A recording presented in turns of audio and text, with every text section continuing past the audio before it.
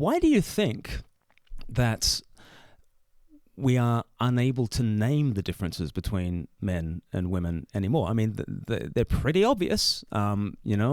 You've got young children, I've got young children. It's one of the first things they notice. It seems to be woven into our humanity, this sexual dimorphism. To me, it feels like we have said that the word equality is equivalent to the word interchangeability.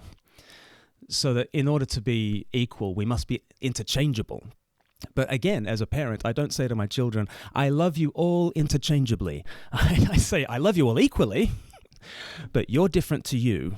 And again, I wonder if we don't have a rich vision for the way in which male and female are equal, we'll just be so nervous about noticing differences because we'll think that will violate our highest ideal, which is equality. But instead of a rich vision of equality where we're all equally welcome around the same table, we have to be all equally far up the same individual ladders. Which again is my pushback about materialism.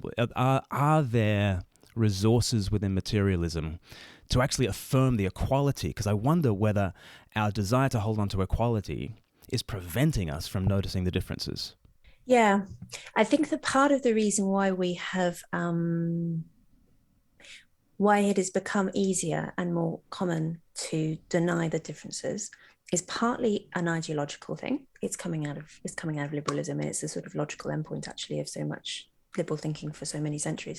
But I think that there is also a material reason, which is another reason why materialist feminism works quite well as a term, in that our society has changed so profoundly on a material level.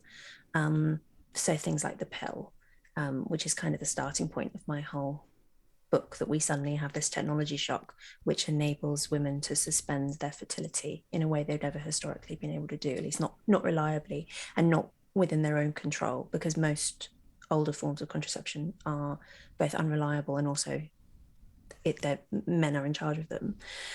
And then that's combined with things like the move away from an industrial economy towards knowledge and service economy, which means also having much less, the male physical strength becomes much less important than it used to be on an economic level, which results therefore in much more gender neutrality in all parts of life, and particularly working life. Western society used to be really sex segregated in a way that people tend to forget, and men and women used to do quite different work and to quite rarely socialize with members of the opposite sex who weren't kin.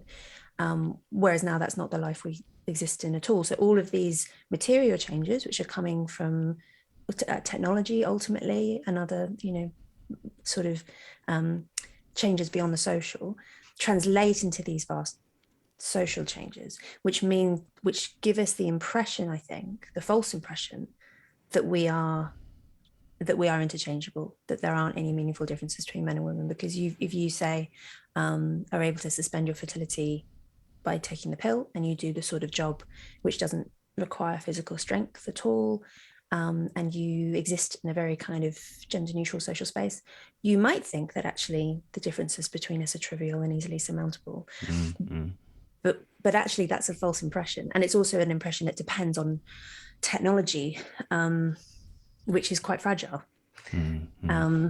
So I think so. Part of what the material feminist descriptor is describing is that fundamental insight that the thing that's driving what looks from one perspective like feminist progress, and what's generally attributed to the work of feminist campaigners, and obviously feminist campaigners have had influence, and there have been lots of very admirable campaigners down the years, but I think the thing that's driving this has a lot more to do with economic change than it does with anything done on the ideological level.